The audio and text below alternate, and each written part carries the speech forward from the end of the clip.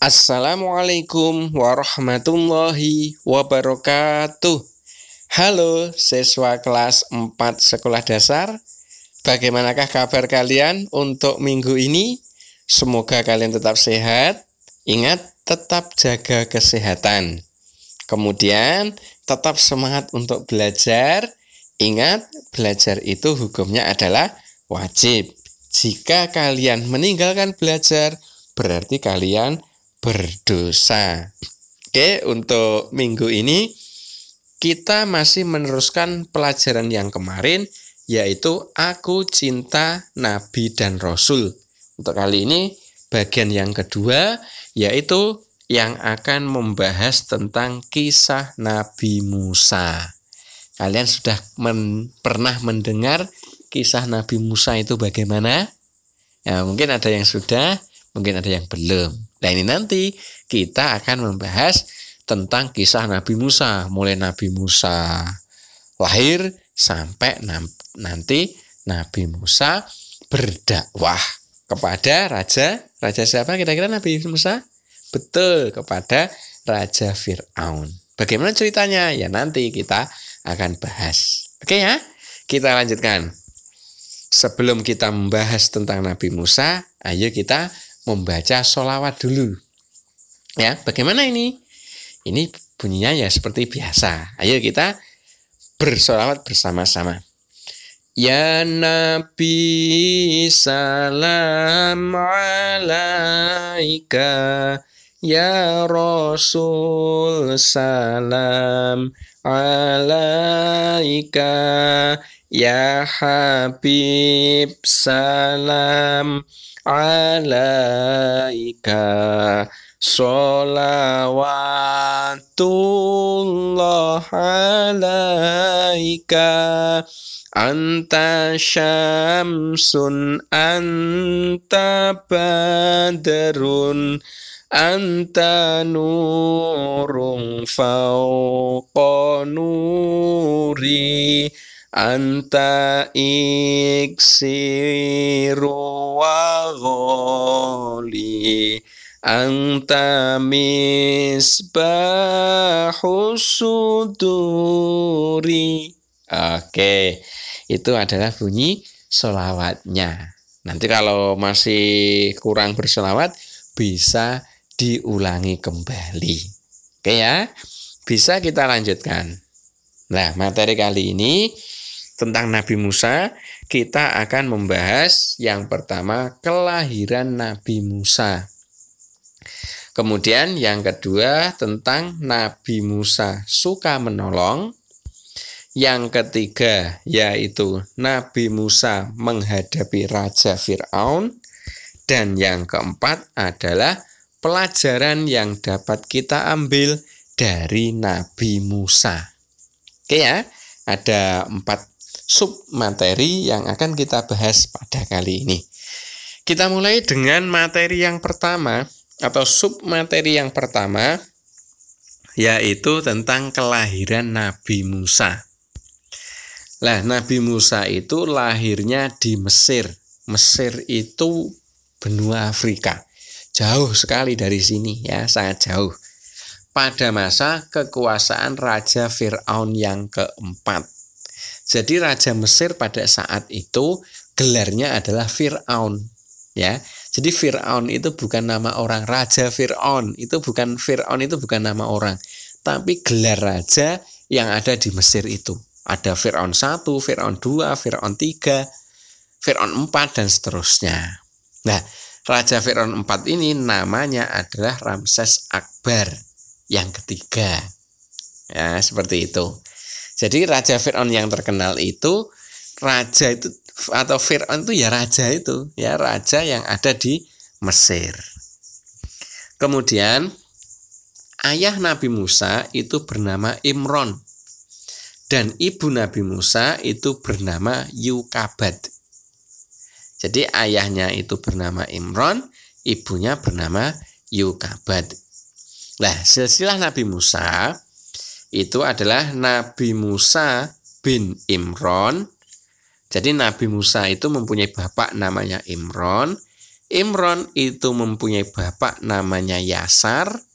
Yasar itu mempunyai bapak namanya Hahits. Hahits itu mempunyai bapak namanya Lawi. Lawi itu mempunyai bapak namanya Nabi Yakub. Nabi Yakub mempunyai bapak namanya Nabi Ishak. Dan Nabi Ishak mempunyai bapak namanya Nabi Ibrahim. Jadi Nabi Musa itu merupakan keturunan dari Nabi Ibrahim. Kemudian selanjutnya Nabi Musa itu merupakan saudara kandung dari Nabi Harun. Jadi saudara kandung itu berarti kakak adik. Nabi Musa dengan Nabi Harun itu kakak adik. Insya Allah Nabi Harun akan kita bahas minggu depan ya. Itu kita akan bahas Nabi Harun. Saat ini kita bahas Nabi Musa. Nabi Musa itu merupakan adiknya dari Nabi Harun. Kemudian selanjutnya Nabi Musa itu dilahirkan dari golongan Bani Israel. Ya, memang banyak sekali nabi dan rasul yang dilahirkan dari Bani Israel. Sangat banyak sekali. Itu diantaranya adalah Nabi Musa ini lahir dari golongan Bani Israel. Kemudian selanjutnya pada saat kelahiran Nabi Musa itu terdapat peraturan dari Raja Fir'aun untuk membunuh bayi laki-laki dari Bani Israel yang baru lahir. Jadi Raja Fir'aun itu mempunyai peraturan kalau ada bayi laki-laki dari Bani Israel lahir, maka harus dibunuh. Nah, aneh ya. Kenapa kok bisa aneh seperti itu? Ini ada ceritanya. Ceritanya bagaimana? Ceritanya itu pada suatu hari Raja Fir'aun itu bermimpi. Ketika tidur itu bermimpi. Mimpinya bagaimana? Seolah-olah Raja Fir'aun itu melihat api yang datang dari Baitul Maqdis. Nah, kemudian api itu membakar negeri Mesir. Jadi dari Baitul Maqdis itu Palestina, ya, datang ke sana, dari sana kemudian membakar seluruh negeri Mesir, semuanya habis kecuali rumah-rumah dari kaum Bani Israel. Jadi api itu membakarnya memilih. Ya, kalau rumahnya itu punyanya orang dari Bani Israel tidak terbakar, tapi selain Bani Israel terbakar. Itu menurut mimpi dari Raja Fir'aun. Kemudian karena mimpi itu meresahkan Raja Fir'aun, kira-kira apa ya artinya? Maka Raja Fir'aun itu menanyakan arti mimpi kepada ahli nujum kerajaan. Ya, ahli nujum kerajaan itu ya salah satunya tugasnya ya menafsirkan mimpi dari Raja Fir'aun itu. Nah, kemudian setelah ahli nujum itu diberitahu tentang mimpi dari Raja Fir'aun tersebut, maka ahli nujum itu berpendapat arti mimpi itu bahwa kerajaan Mesir akan dirobohkan. Kemudian rajanya akan dibinasakan dan mengganti agama yang mereka yakini oleh laki-laki dari Bani Israel yang dilahirkan pada saat itu. Ini penafsiran dari ahli nujum terkait dengan mimpinya Raja Fir'aun itu tadi. Jadi secara gamblangnya tafsiran dari ahli nujum kerajaan terhadap mimpinya Raja Fir'aun itu, kalau ada bayi laki-laki yang baru lahir dari Bani Israel harus dibunuh. Ya, kenapa harus dibunuh? Agar nanti tidak merobohkan kerajaan Mesir. Itu. Makanya Raja Fir'aun kemudian mengeluarkan peraturan itu dengan membunuh semua bayi laki-laki dari Bani Israel. Nah, yang dibunuh ya bayi laki-laki saja. Dan itu hanya di Bani Israel. Kalau bayi perempuan tidak, atau bayi laki-laki tapi bukan dari Bani Israel juga tidak dibunuh. Nah, Raja Fir'aun ini tujuannya agar mimpi buruknya Raja Fir'aun itu tidak menjadi kenyataan. Nah, pada saat itu maka lahirlah bayi laki-laki dari Bani Israel yang diberi nama Musa. Kemudian ibunya Musa ini mengetahui bahwa peraturannya kalau ada bayi laki-laki dari Bani Israel harus dibunuh. Maka ibunya ini pilih menjauh agar tidak diketahui oleh kerajaan Mesir. Maka setelah menjauh kemudian mencari tempat yang aman dari jangkauan Raja Fir'aun. Kemudian Allah memberikan petunjuk kepada ibu dari Musa itu tadi untuk menghanyutkan Musa ke Sungai Nil dengan menggunakan tabut. Tabut itu ya sejenis tempat yang bisa ditempati oleh bayi dan itu mengambang. Itu tabut, modelnya seperti itu. Jadi ibunya Nabi Musa ini, ya Musa kecil ini mendapatkan petunjuk untuk menghanyutkan Musa kecil ini di Sungai Nil, ya, agar hanyut ikut aliran air. Itu. Akhirnya ibunya Nabi Musa juga menghanyutkan Nabi Musa ke dalam air tersebut, ke Sungai Nil. Terus atas kehendak Allah, tabut yang berisi bayinya Musa ini tadi ditemukan oleh istri Raja Fir'aun yang bernama Asiyah. Jadi setelah Musa kecil yang ditaruh di tabut itu tadi terombang-ambing mengikuti aliran Sungai Nil, maka ditemukan oleh istri Raja Fir'aun yang bernama Asiyah. Selanjutnya, atas desakan Asiyah, Musa kecil ini menjadi anak angkat Raja Fir'aun. Nah, kenapa? Karena pada saat itu Raja Fir'aun bersama Asiyah belum memiliki anak. Akhirnya menemukan anak, Asiyah ini merasa bahagia. Oh, saya mempunyai anak, ini saya angkat jadi anak saya saja. Seperti itu.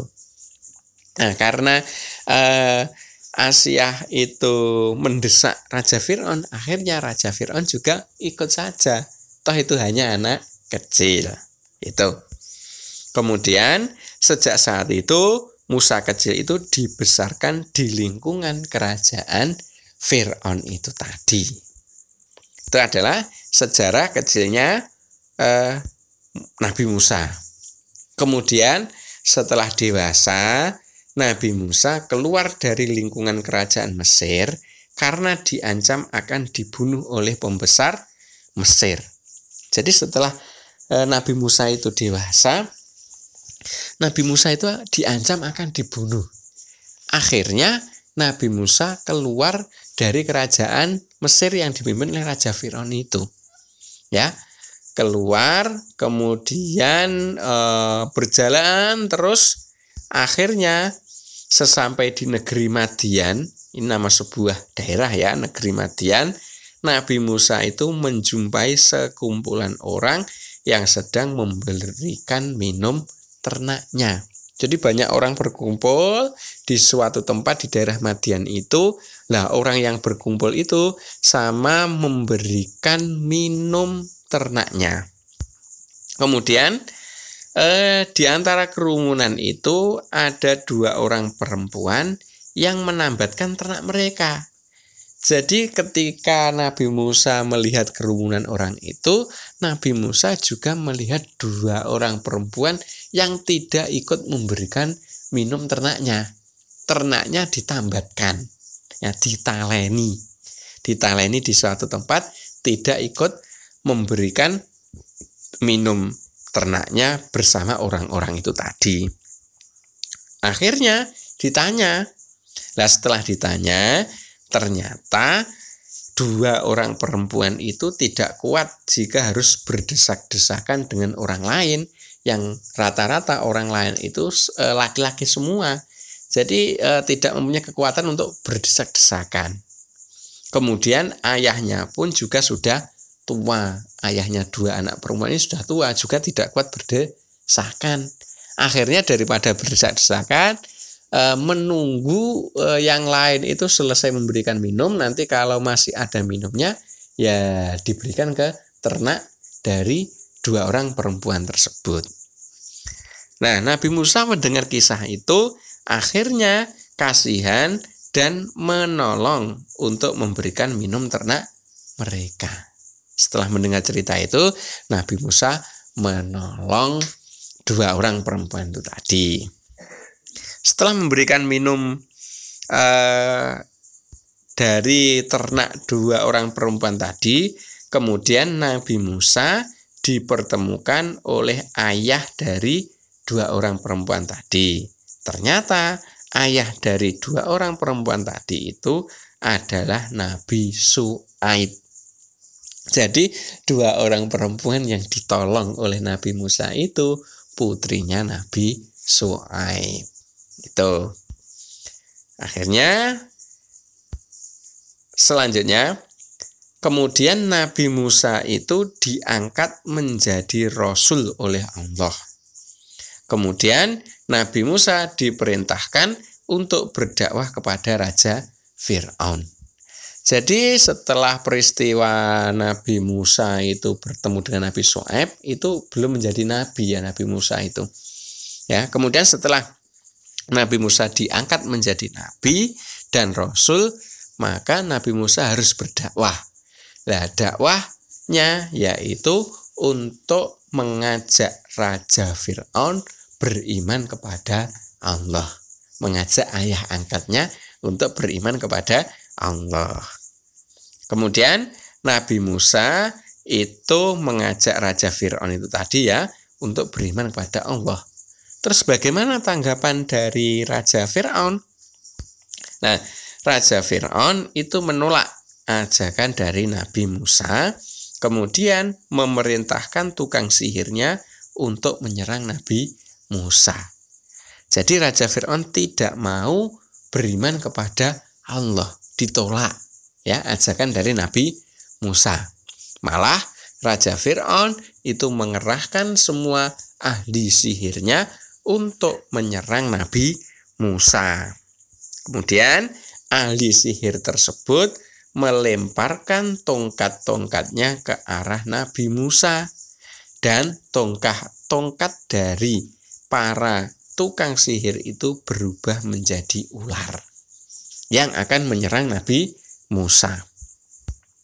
Selanjutnya Nabi Musa mendapatkan wahyu dari Allah untuk melemparkan tongkat yang dibawa oleh Nabi Musa itu.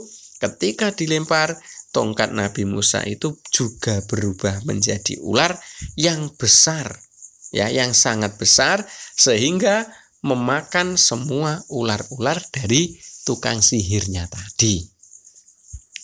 Kemudian dari kejadian itu, maka banyak dari tukang sihir yang mau beriman kepada Allah.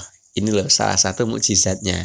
Mukjizat Nabi Musa itu tadi, ya, ketika Nabi Musa tongkatnya bisa menjadi ular, ya, maka ini menjadi salah satu penyebab para tukang sihirnya Raja Fir'aun itu berubah menjadi beriman kepada Allah. Nah, karena banyak dari tukang sihirnya beriman kepada Allah, Raja Fir'aun semakin marah.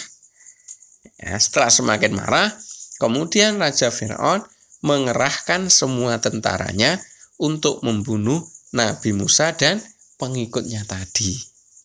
Terus bagaimana? Akhirnya Nabi Musa dan para pengikutnya tersebut mundur untuk meninggalkan Mesir. Jadi melarikan diri untuk meninggalkan Mesir, karena kalau mau melawan jelas tidak mampu. Kenapa? Karena pasukan dari Raja Fir'aun itu jauh lebih besar dan peralatan perangnya lengkap. Akhirnya mau tidak mau harus mundur keluar dari kerajaan Mesir itu tadi, atau keluar dari daerah Mesir. Selanjutnya Raja Fir'aun tidak mau tinggal diam dan terus mengejar Nabi Musa beserta para pengikutnya. Jadi ketika mengetahui Nabi Musa dan pengikutnya itu melarikan diri, maka Raja Fir'aun beserta seluruh bala tentaranya turut mengejar Nabi Musa itu tadi. Selanjutnya, sesampai di dekat Laut Merah, Nabi Musa kebingungan. Nah, ketika lari itu ternyata depannya adalah Laut Merah. Mau kembali lagi ke belakang tidak mungkin karena jauh terlihat itu pasukan Raja Fir'aun sudah semakin mendekat. Akhirnya bingung. Mau maju itu nanti tenggelam ke dalam laut, mau mundur itu nanti pasti diperangi oleh Raja Fir'aun. Akhirnya turunlah petunjuk dari Allah agar Nabi Musa memungkulkan tongkatnya ke permukaan Laut Merah. Jadi dengan kebingungan Nabi Musa ini turun perintah dari Allah agar Nabi Musa memukulkan tongkatnya ke laut. Terus apa yang terjadi? Nah, setelah Nabi Musa memukulkan tongkatnya ke laut, laut itu terbelah menjadi dua, kemudian terbentang jalan yang panjang. Jadi laut itu tiba-tiba menyibak ke kiri dan ke kanan, akhirnya membentang jalan panjang ke seberang sebelah sana. Nah, ketika sudah jalannya membentang itu tadi, maka Nabi Musa dan para pengikutnya melewati jalan yang panjang itu.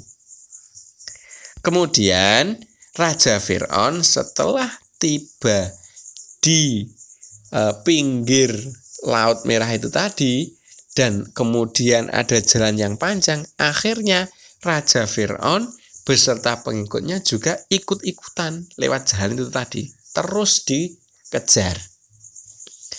Kemudian setelah Nabi Musa dan para pengikutnya itu tiba di seberang, dan Raja Fir'aun beserta pasukannya itu masih di pertengahan jalan, lautnya itu kembali tertutup seperti semula.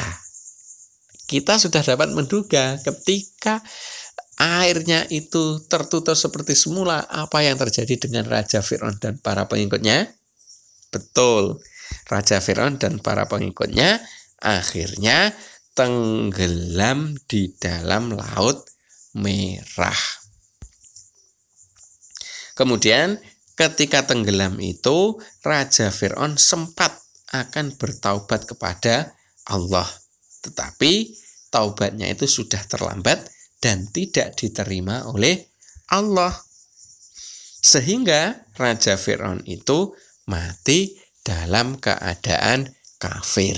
Na'udzubillah min dzalik. Itu adalah kisah dari Nabi Musa dengan Raja Fir'aun. Nah, pelajaran apa yang dapat kita ambil dari kisah Nabi Musa ini? Banyak sekali pelajarannya. Pelajaran yang pertama yaitu berani mengajak pada kebenaran. Termasuk Nabi Musa itu tadi ya, berani mengajak pada Raja Fir'aun untuk beriman kepada Allah. Yang kedua, berani mencegah pada kemungkaran. Jadi perbuatan mungkar itu harus dicegah. Kalau perbuatan benar kita harus ajak. Nah, kita juga harus bisa seperti itu. Yang nomor 3, pelajaran yang dapat diambil yaitu suka menolong orang lain yang mengalami kesusahan. Ya tadi ya, Nabi Musa ketemu dengan 2 orang perempuan yang sedang membawa ternak itu tadi, akhirnya ditolong. Kita juga harus seperti itu. Kalau ada orang yang kesusahan, harus kita tolong. Kemudian pelajaran yang nomor 4 adalah berusaha terlebih dahulu sebelum menyerahkan semua kepada Allah. Jadi kita harus berusaha dulu sebelum semua urusan kita itu kita serahkan kepada Allah. Itu kita harus mengikuti itu. Selanjutnya yang nomor 5, larilah dari perbuatan dosa dan kejahatan. Jadi kita harus lari dari perbuatan dosa dan perbuatan jahat. Maksudnya kita tidak boleh berbuat dosa dan kita tidak boleh berbuat jahat. Kemudian pelajaran yang ke-6 adalah berubahlah mulai dari sekarang, jangan menunggu nanti. Seperti Raja Firaun itu, ya, ketika awal-awal tidak mau bertaubat, tapi ketika akan tenggelam, ya sudah tenggelam, maka Raja Firaun ingin bertobat, terlambat. Sama seperti kita, kalau kita itu pengen berubah, jangan menunggu nanti kalau sudah besar, tapi ya sekarang ini kita harus berubah. Itu bisa kira-kira? Bisa ya? Ya, itu adalah beberapa pelajaran dari kisah Nabi Musa. Nah, sementara itu, semoga kisah Nabi Musa ini menginspirasi kita untuk berubah menjadi yang lebih baik sejak saat ini. Oke ya? Sementara itu, saya akhiri. Assalamualaikum warahmatullahi wabarakatuh.